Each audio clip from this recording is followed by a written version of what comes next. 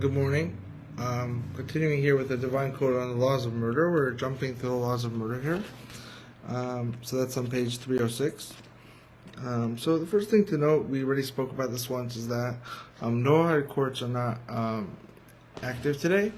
They'll only be able to be active at a future date with different conditions. We spoke about that. So much of this is going to be in terms of when we speak about punishment on this world, it's going to be theoretical. And of course, someone sins, he's accountable. This is not a free world, like they say. Yesh din v'yesh dayan. There's a judge and there's the law and there's the judge. The world is not hefker. It's not a free for all. If there's no court prosecuting somebody here, you could be rest assured that there's accountability. There's nothing that goes unseen or untaken care of, so to speak. Okay, and another point to make here is that so sometimes you'll have different murders, so to speak, or different actions which are not going to be liable in the earthly court, but will still be held accountable in heaven, and sometimes there are cases that will be held liable in the earthly court as well. And lastly, I'll just note that this again, we said in a different video that we're talking basic precepts here. There's a lot of nuance, as you could actually see. This chapter is really, really detailed in a lot of different, so to speak, Talmudic topics, and I'm not going to get into them. But as you'll see, that there could be many, many complex situations, and Rabbi Weiner is really giving over like the basic ones, and then you could have in an actual incident in front of the court.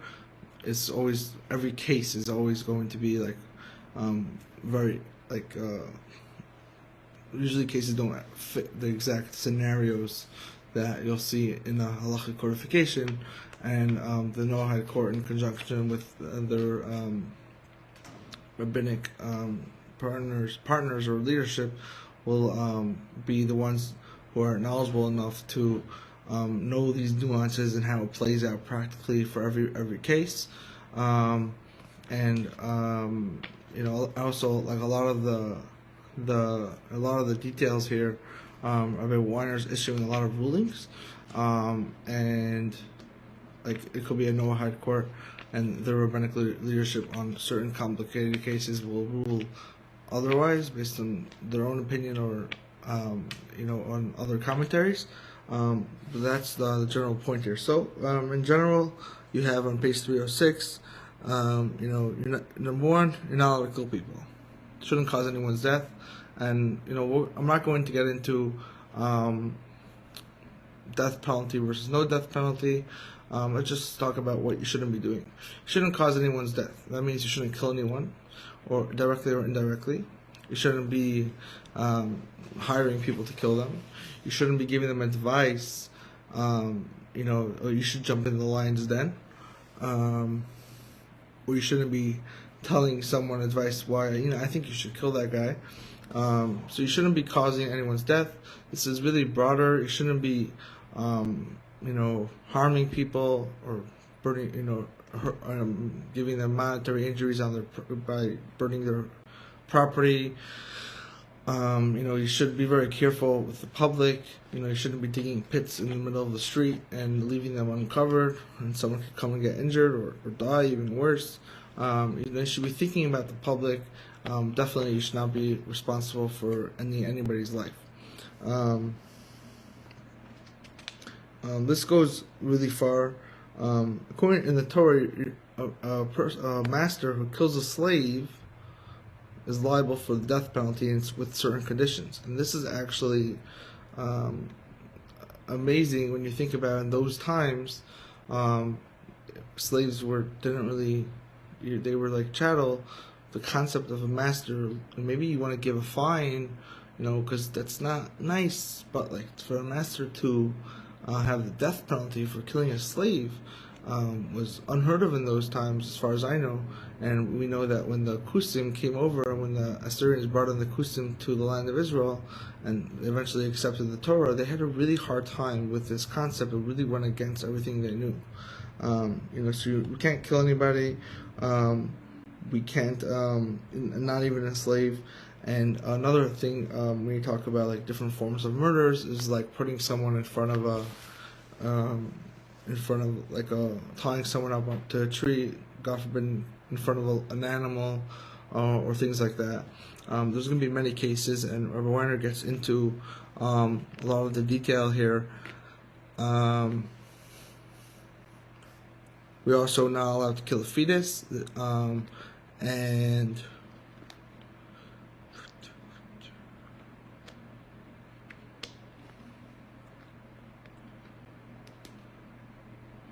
again, as you see, there's a lot of Talmudic concepts in here in defining what is an action of murder, what is an indirect action of murder, what is an indirect act of murder, different cases.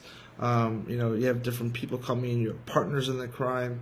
You have very many scenarios that he goes into, where they get into the Talmudic understanding of murder and its different scenarios.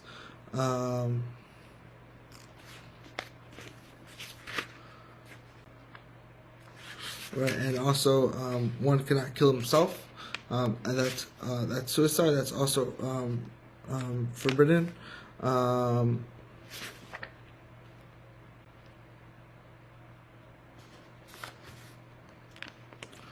You want to talk about someone who, like, let's say,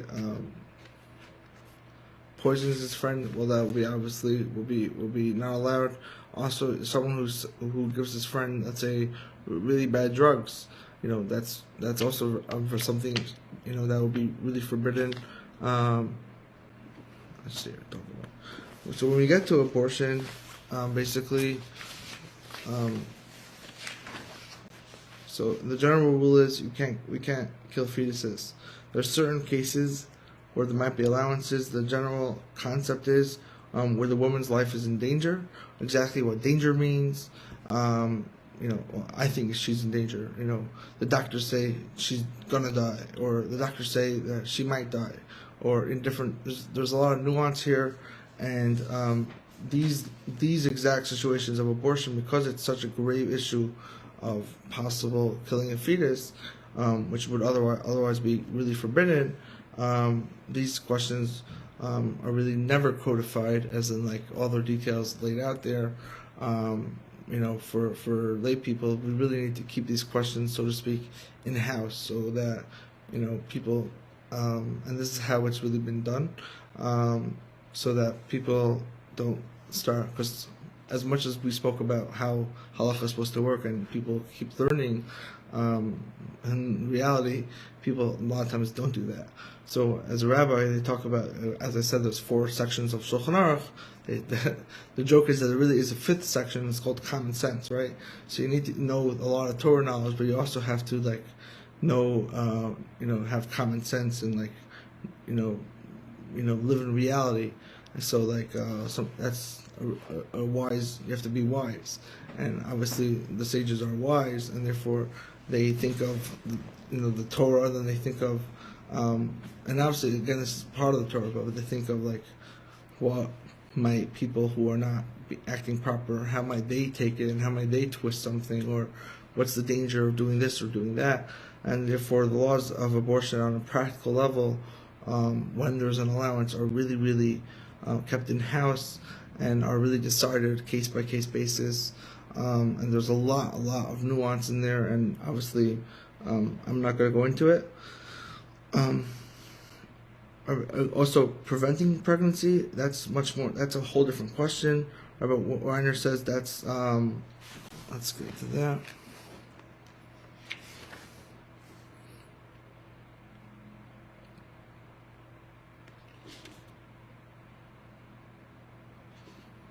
He says on page 316, the use of methods that prevent conception from happening is permissible for Gentiles, as explained below in chapter 9. So there we're not talking about a live being. And you can see in chapter 9, more details regarding that, which we'll get to when we get there.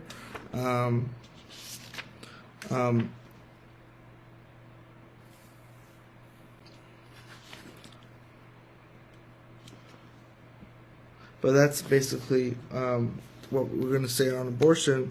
Again, these are just doing basic concepts. You have a rabbi for any questions. People ask rabbis. There have been abortions sanctioned by rabbis when done.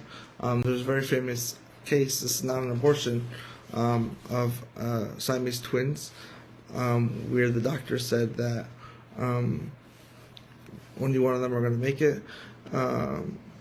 And that's if we operate. If we don't operate, both are going to die.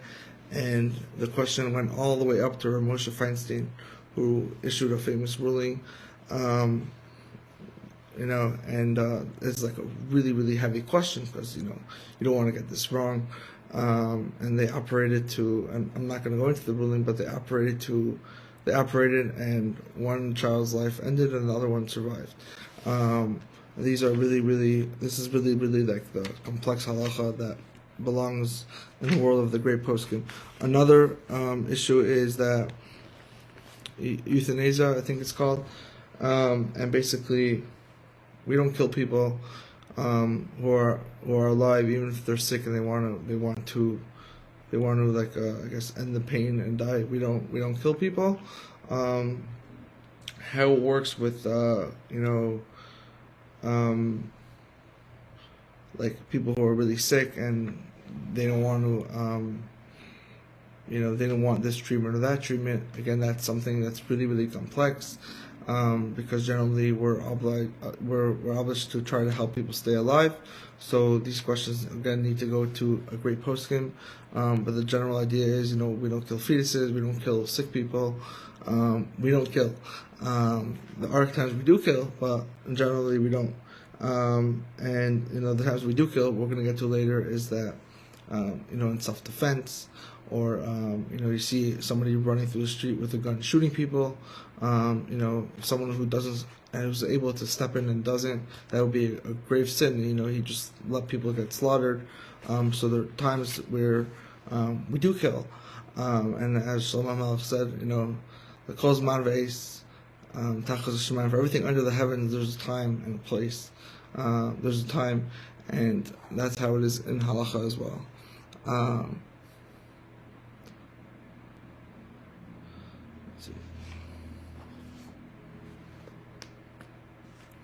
Like he goes into a little bit of a goses, so someone who's reached a certain stage of dying, it's very important to and you'll see other details, and this is also a basic concept that we don't want to even, there's a certain degree of, we can't even touch him or anything like that, because he's in such a delicate state that we can't interfere at all, and if someone does, he could speed in his death, which will be a big problem. When we talk about suicide, it's forbidden. There is some nuance, because you have historical cases with Shaul HaMelech, who asked the person to kill him or killed himself. The story with Shaul HaMelech, and you have the Romans had Jewish boys and girls who were captive, and they were taking them to Rome for prostitution, and I think homosexual prostitution for the boys and regular for the girls, and they jumped overboard. And then you also have when the Crusades in the Rhineland, there was suicide there as well. So there is an area of halacha talking about suicide in certain situations. And again, this is just the basic precepts. Just be aware that suicide is forbidden, and then there's some circumstances where the halacha might be different. But this is just the basic precepts. Again, that's going to be a lot of nuance for someone who's a qualified posek.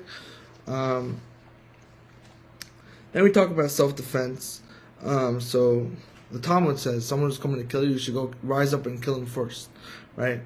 And it's a saying in the Talmud, right? The idea is if someone's this is a self-defense idea, that if someone's coming to kill you, you should kill him. And basically, if it's possible to it's a little kid. It's just crazy scenario. If there's a little kid coming with a gun, and there's an adult who could just yell at him and he'll put the gun down. You at least should try different things, as long as the things that you're going to try are not going to cause your death. So if the kid, if there's nothing to do but to end the child's life, you end the child's life.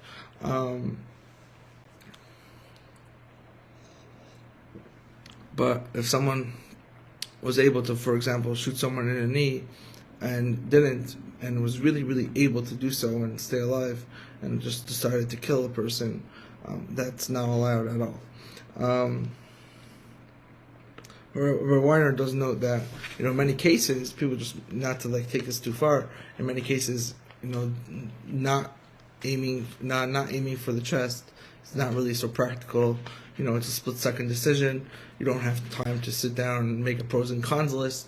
And so we're talking about when it's clear, when someone's able to really do it, and it's reasonable to expect that the person could take steps to avoid it.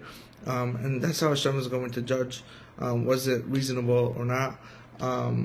And there's a lot more to this concept, but this is just the basic concept.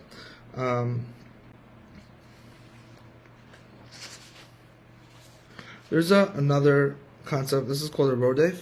Again, this is what we said before, that if there's a murderer chasing a victim, one should interfere to save the victim, and obviously, just like before, one should try to stop the rodef through non-lethal means if possible.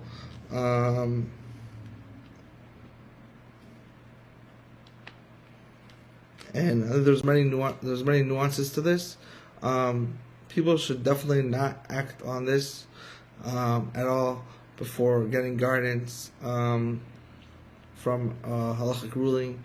I'm not interested in causing any, God forbid, anything from happening that shouldn't be happening. But generally, if someone sees something like somebody shooting someone in the street, there's a concept where you step in to save people, and obviously there are many there's nuances to this as well, and basically an interesting point of halacha is that, well, I heard it was complicated and now I didn't know what to do because I wanted to wait to hear the answers. It's not always going to be a great defense, because you should have gone and discovered what the answers were and clear it up for yourself, instead of not doing anything. Like, for example, you have, let's say, someone, there's a child molestation going on, and the person knows about it and doesn't inform the authorities because he's worried about saying lashon hara, and he knows that there are allowances to speak lashon hara in certain cases, but he just doesn't know what they are, so he doesn't do anything because he's scared of saying lashon hara. That won't be an excuse. You should go learn what those allowances are, instead of not talking when you're supposed to talk because you didn't know, that you're lazy and don't learn the laws, and then you're in a situation where you need to act and you're scared of sinning because you don't know anything. That's not going to be an excuse. If you're supposed to know how to speak when you're supposed to speak, instead of just saying, well, lashon hara is really scary, so I'm just not going to talk again in my life about anyone else, even when you're supposed to. So the same thing goes for all these laws.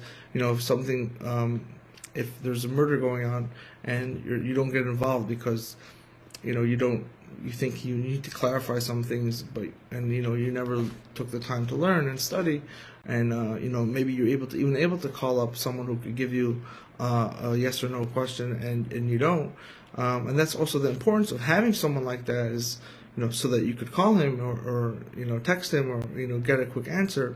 I didn't have anyone to call, I didn't know, and it was too late to study. Well, why didn't you? Why haven't you been studying before? And why don't you have someone that you could call?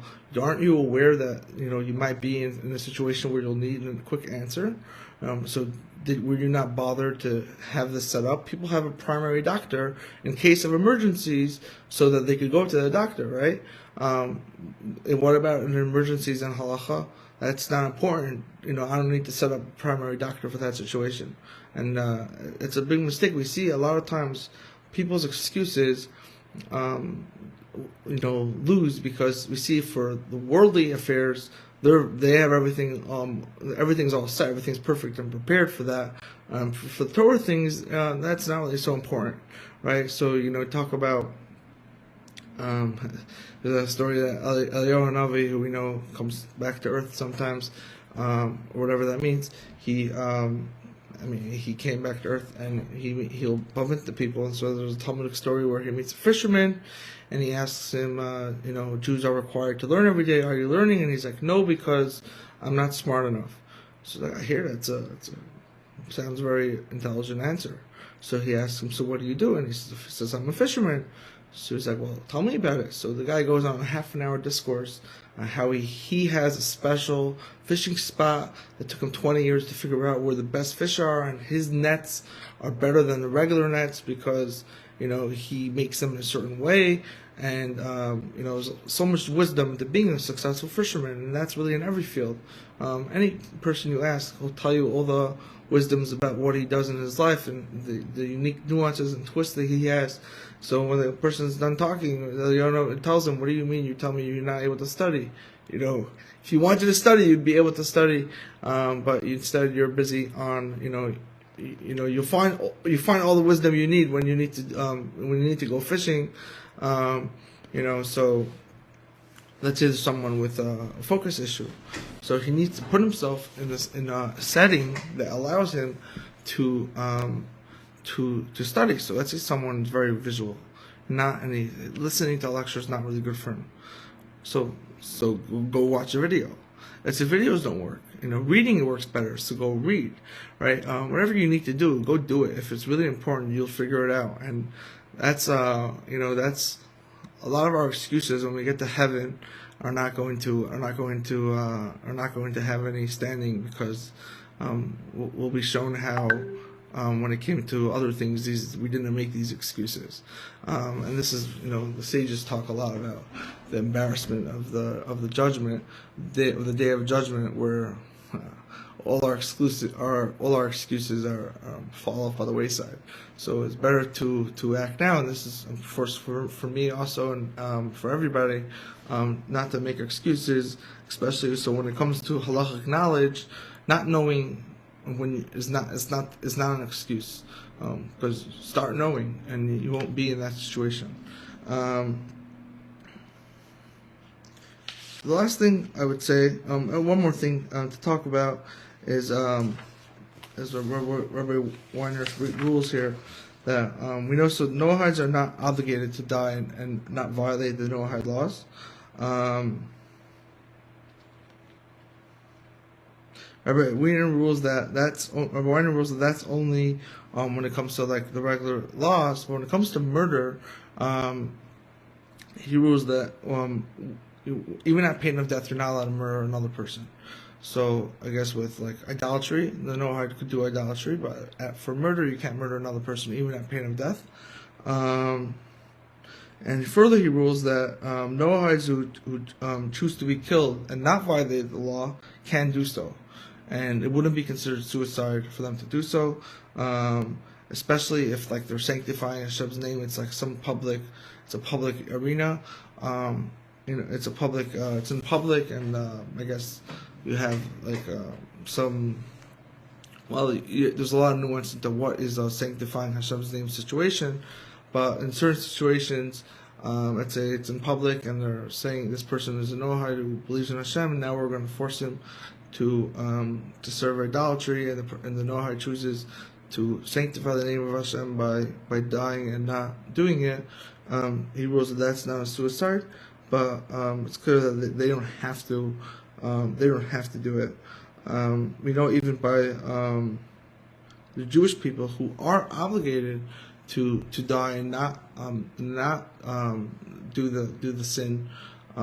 We had a lot of situations like this in Europe, and in the Muslim world as well, different eras. But in Europe, you had a lot of situations like this, and especially with the First Crusade and the immediate Peasants' Crusade before it.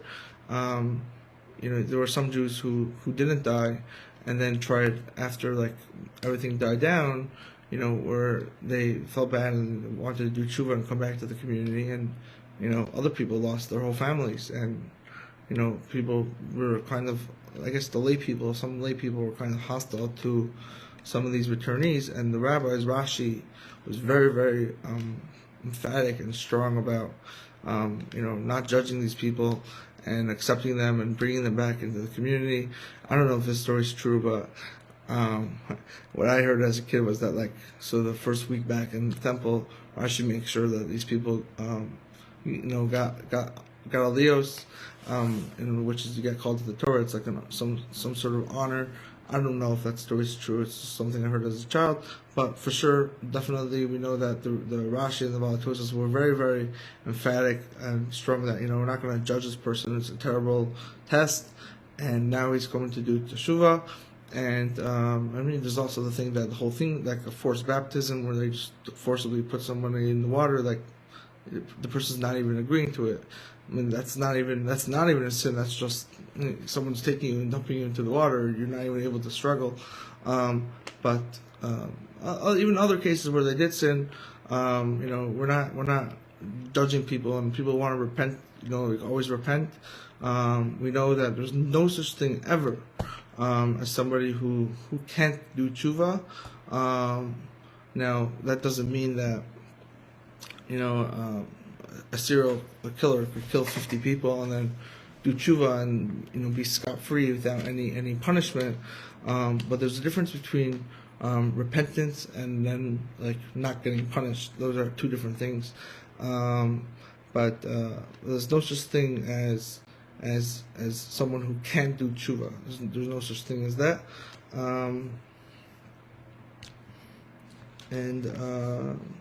Okay, so the last thing I wanted to address with this is some people have a misunderstanding with Torah law.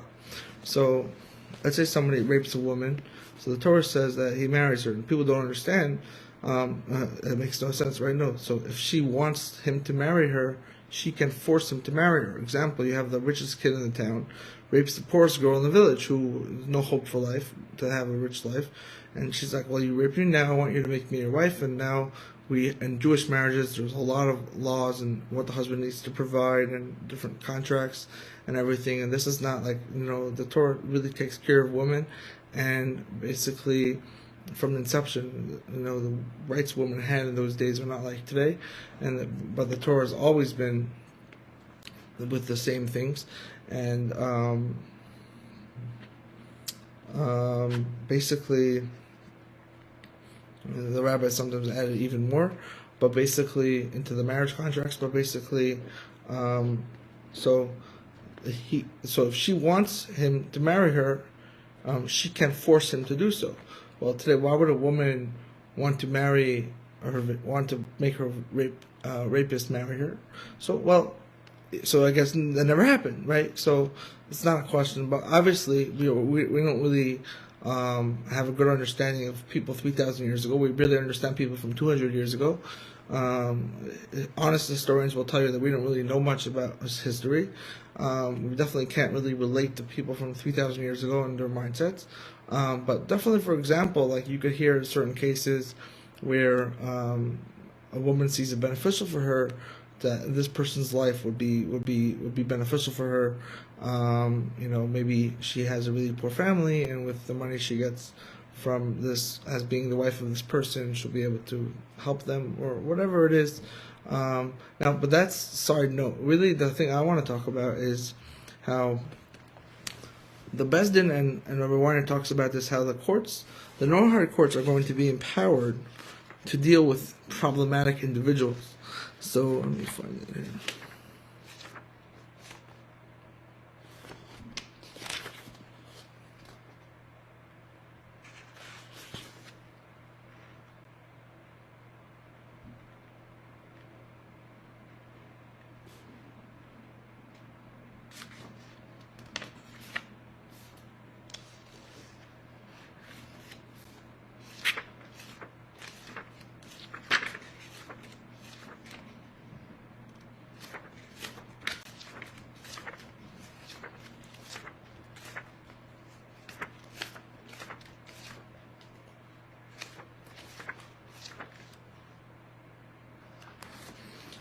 I'm not saying exactly where I saw this before, but basically, if there's problematic individuals, like let's say you have a guy who's he keeps attempting murder and he's a poor shot and he keeps missing, right? We're not going to sit around and wait until he hits somebody and kills somebody and then we're going to prosecute him, right? So there's the laws of the Torah, right? A murderer, this is the consequence for murder. This is the consequence for rape. This is the consequence for a thief, right? And then the courts are also, the Jewish courts, and Ramon also talks about the Noachide courts, they're also here to protect the community. So if someone is an attempted murderer who's a harm to the society, they're allowed to deal with him. What those ways are, I'm not going to get into that, but they deal with such people. They didn't, like, it wasn't a Wild West where, this guy keeps raping women and pays them the fine, and if they marry him, he marries them. So that's not how it worked. It weren't like rapists running rampant. If there's like somebody who, like, I guess had, like, it was like a one-time incident, he's never going to do it again, and just like in the moment, something happened, and the court judges him to not be a threat to society, then the regular process is followed. And the same thing goes for a murderer. If there's someone who's clearly a problem, they dealt with it, and maybe locked him in a cell and threw away the key. Different ways of dealing with different issues, different problematic individuals. I'm not going to go into it. And of course, there's a difference between how the Jewish community, when they had a Sanhedrin, dealt with people, and when they didn't have a Sanhedrin, dealt with people. In Europe, up until probably the Enlightenment, the rabbis had a really strong control over the communities, and problematic individuals were dealt with in many different ways. In some ways, you have excommunication. Famously, Spinoza, the heretic, was excommunicated. But people need to understand when they're learning the laws of the Torah that this wasn't Dodge City in the Wild West. Problematic individuals were handled. Again, as always, you go back to the verse in Mishlei, its paths are ways of pleasantness, and all its ways are ways of pleasantness, and all its paths lead to peace. That's what the Torah is. It's a perfect Torah. Everything is just and right. If we don't understand it, because we don't understand why a rapist is only paying 100 zuz as a fine, it's because we don't know enough Torah to understand it. But if you knew enough Torah, you gain further understanding. But there's always more to learn. It's a C. That's what it's called, the C of Torah study. But I felt like this point was really worth making because I see a lot of people who don't understand this concept, especially with rape.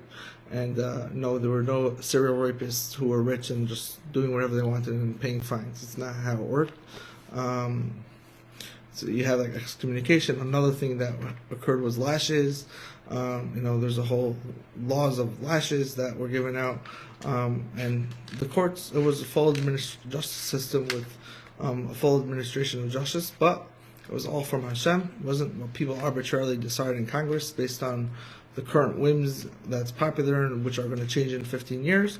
It's all from Hashem. It's all the true way this should be dealt with. And of course, there's many conditions. For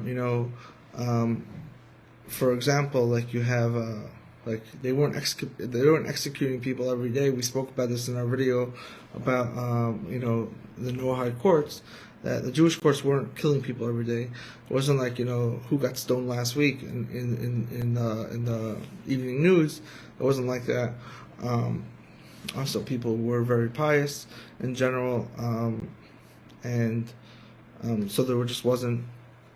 It wasn't like that. It wasn't like such a way people kind of think. The Old Testament, very, I don't know what the word is, strict cruelty or stuff like that, and God forbid, they have no understanding of the Torah.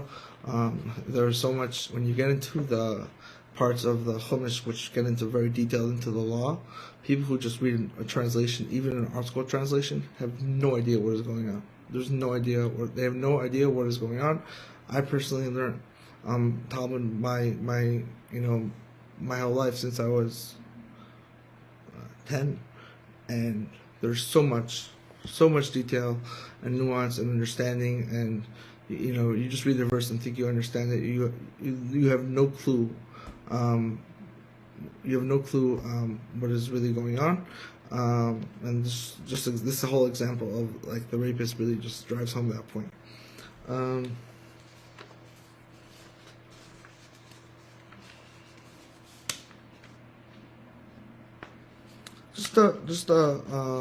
I guess one last thing in regards to self-defense, right?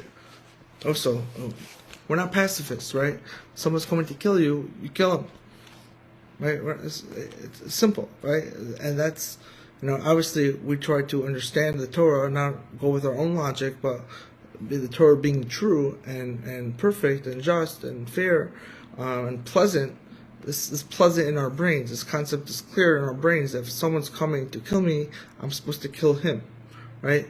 That sounds very logical to us. And it's one of the many. If you really understand the Torah, it's always like this. But it's. I mean, there are some things called a chayk, which, for example, with the paraduma is called a chayk.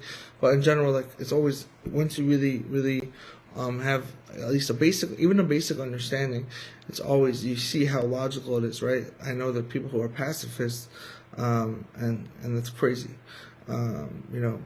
If someone's going to kill you, you're supposed to kill him,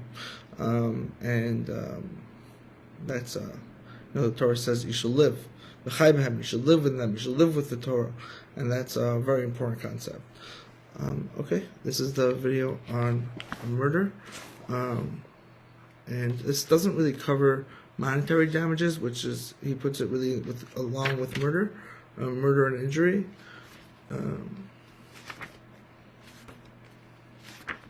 So I think